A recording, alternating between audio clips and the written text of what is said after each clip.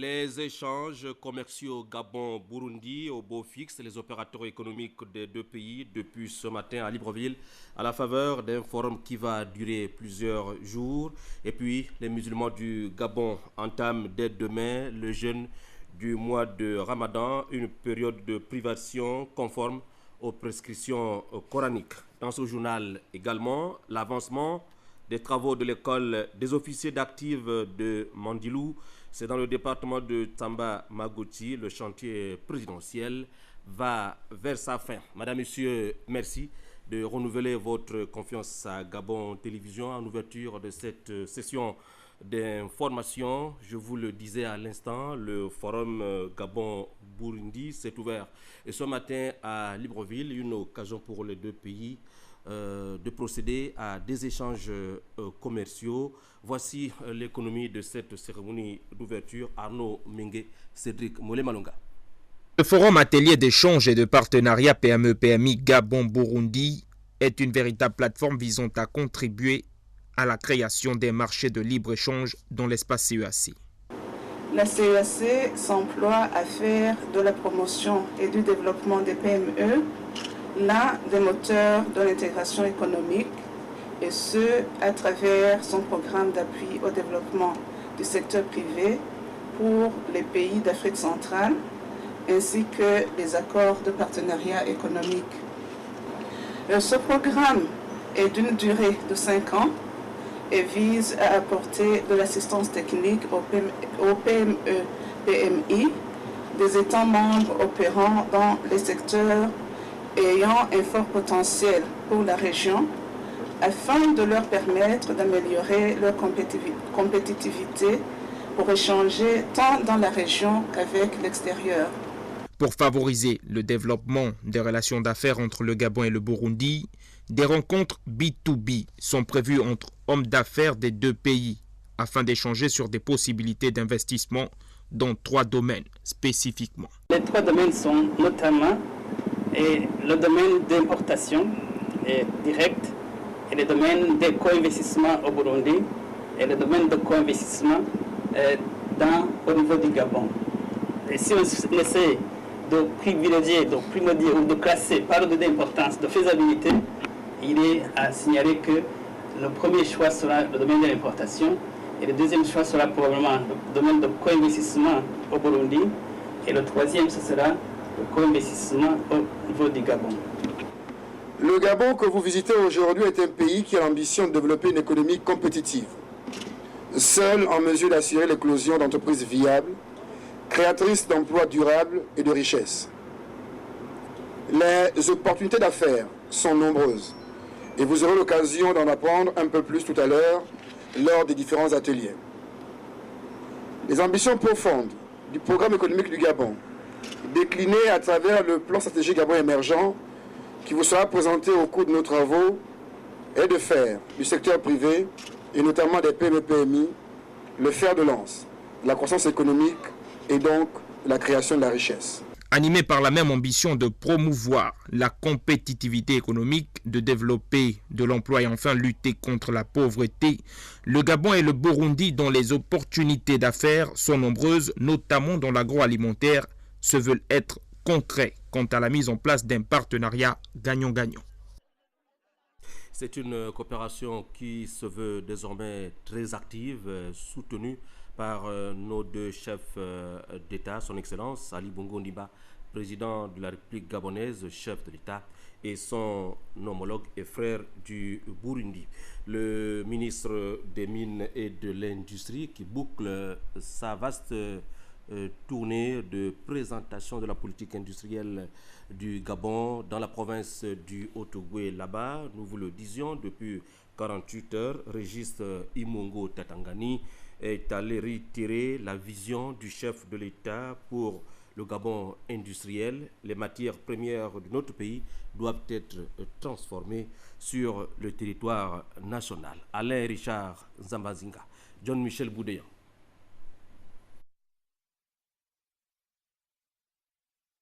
Du Haut-Ogooué, Régis Imongo a tenu à rappeler à tous les opérateurs la vision du chef de l'État qui souhaite que le Gabon devienne un pays industriel à l'horizon 2025. Pour cela, des efforts doivent être entrepris et par les opérateurs et par l'État. De Franceville, en passant par Lekoni, Mounana, Mwanda jusqu'à Sukaf Ouele, le discours était le même. Les matières premières du Gabon doivent être transformées sur le territoire national. À la grande satisfaction du ministre de l'Industrie et des Mines, beaucoup de ces entités ont commencé à s'approprier cette vision par la modernisation de leurs équipements, la restructuration de leurs services, la réorientation de leurs objectifs, la protection de l'environnement et des politiques sociétales fortes en faveur de leurs salariés et des localités dans lesquelles elles sont implantées. Les différentes unités industrielles se sont engagées dans des programmes de modernisation de leurs structures afin de répondre aux défis de la compétitivité. Vous savez, le Gabon ne vit pas en autarcie, donc il faudrait pouvoir avoir des produits de haute qualité afin de pouvoir se battre sur le marché. Et à la fois Sim Gabon, Sobraga, Sobedeco s'inscrivent dans cette démarche. Donc c'est une très bonne chose pour l'industrialisation du Gabon. Première chose, il faut avoir une stratégie. Maintenant, voir la volonté et surtout une dynamique partagée au niveau des différents acteurs. L'administration qui doit prendre cela en considération dans le cas de la mise en œuvre. Le secteur privé qui répond à ce défi, qui sait aujourd'hui que c'est la lutte permanente. Il faudrait tout faire pour améliorer les procédés en ce qui concerne la production et que tout ensemble permet d'arriver à ce que nous recherchons. Donc il n'y a pas grand chose à faire. Moi je pense que, comme vous l'avez bien signifié, c'est simplement la volonté, la détermination et la prise de conscience que désormais le système de rente c'est fini. Il faudrait se battre pour chercher à tirer davantage, pour chercher à gagner davantage de parts de marché sur le plan national, sur le plan régional et même au niveau international. Cependant, d'autres entreprises sont encore confrontées à un certain nombre de difficultés, notamment liées au transport, à l'accès au financement, à l'approvisionnement en matières premières, à l'accès à l'électricité. Dans certaines d'entre elles, la formation et la sécurité au travail ne sont toujours pas la chose la mieux partagée. Enfin, les tracasseries administratives ne favorisent toujours pas le déploiement facile des activités. C'était nécessaire pour le ministre que de venir ici, comme je le disais à un de vos collègues, province potentiellement minière, venir présenter la vision du gouvernement en matière de développement de ce secteur.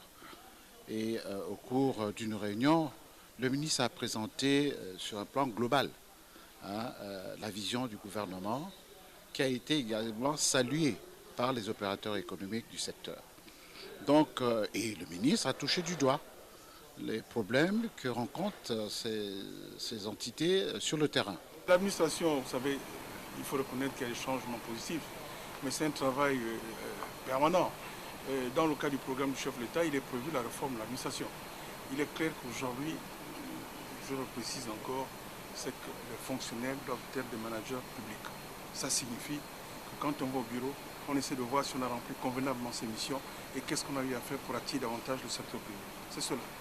Et quand l'administration comprendra cela, je pense qu'il n'y aura pas de problème. Aujourd'hui, on se rend compte qu'il y a des efforts qui sont faits. Sobedeco, Sobraga, Sim Gabon, Comilog et de tous les opérateurs visités, le ministre Imongo quitte le Haut-Ogooué avec la ferme assurance que le Gabon industriel est une ambition en marche. C'est d'autant plus que tous les opérateurs s'inscrivent dans la logique du Gabon industriel du président de la République, Ali Bongo Ondimba. Je vous l'ai dit au sommaire, les travaux de l'école des officiers d'actifs de Taba Magouti à Fougamou, plus précisément, avance à pas de géant. Le chantier a été lancé, vous le savez, en 2011 par le président de la République, chef de l'État, au plus fort des travaux du Conseil des ministres délocalisé. Constat des travaux exécutés par l'entreprise italienne Santulo, Rodrigue Tessamwanga de notre rédaction. Voici l'école des officiers d'actifs de Mondilou, à quelques encablures de Fougamou, dans le département d'Otsomba-Magoti. Près de 55% des travaux ont déjà été réalisés. Le pourcentage des travaux, il arrive presque au 50-55%. Tous les bâtiments que vous voyez sont presque finis. Les bâtiments destinés au logement des personnels d'instruction, une dizaine de 5 sur 5 de type 3 pièces, n'attendent plus que les occupants. Les bâtiments là-bas, les bâtiments instruction, sont presque finis. Il manque vraiment peu de choses. Ce sont les deux bâtiments qui se regardent là-bas. Les bâtiments mess, et il y a encore un peu de travaux à faire, mais il est aux alentours de 38-40% comme pourcentage. Les 6 bâtiments de type 4 pièces sont également achevés. Celui-ci est réservé au commandant de l'école. Les voies d'accès et de contournement sont en cours de réalisation. Il y a un circuit routier et au centre une place énorme et aussi un circuit extérieur au bâtiment. Il y a la voie 1 qui fait tout le bâtiment derrière et arrive au bâtiment gymnase. Leonardo Paletta, le directeur des travaux, se veut rassurant. La livraison du chantier pourrait intervenir en décembre prochain. Nous finissons tous les travaux la fin de novembre. Pour la fin de novembre, nous devons finir tous les travaux. L'ouvrage traduit parfaitement la volonté du chef de l'État Ali Bongo Ondimba, qui veut doter le Gabon d'une armée en or. Le sport pour la boucle de cette session d'information avec le trophée de champion qui sera organisé dans notre pays au mois d'août prochain et verra le match Paris Saint-Germain contre FC Bordeaux. Eh bien, une conférence de presse au stade Angondje de la Commission nationale d'organisation et de gestion des manifestations à caractère national et international a eu lieu en présence d'Éric Moulé, Léonce Aïna et Tex Akigassam.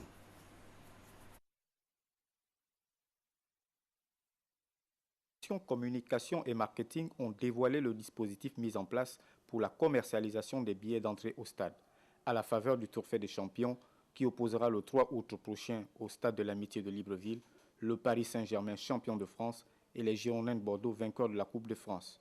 Les billets seront en vente dans certains magasins du groupe Sekagadis et des stations-service Petro-Gabon. Retenu comme première catégorie 10 000 francs, deuxième catégorie 5 000 francs, troisième catégorie 2500 et quatrième catégorie 1500.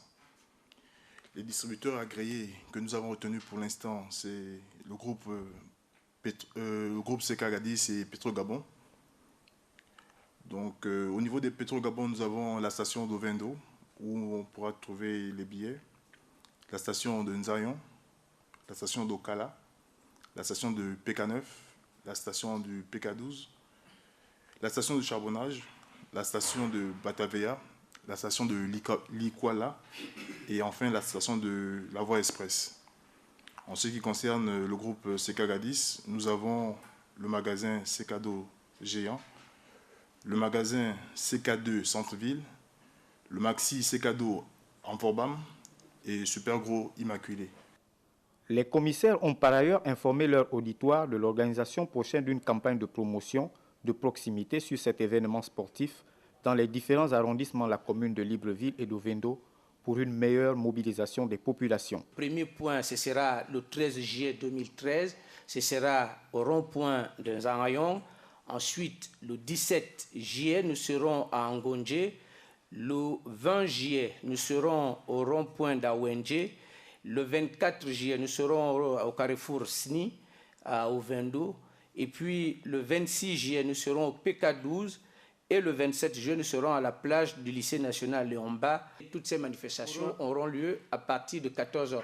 C'est une façon pour nous de permettre aux populations gabonaises de s'approprier l'événement. Si l'on s'en tient aux informations livrées, tout semble prêt pour abriter avec succès le meilleur du football français au Gabon. Le début de la vente des billets est prévu pour ce mercredi 10 juillet à 9h dans les différents sites prévus. Les commandes de la régie News sont maîtrisées cette semaine par Christian Olélé. Le journal télévisé est coordonné depuis lundi par Cédric Molé Malonga et Ludovic Kavou. Merci à vous de nous avoir regardés. À demain 20h.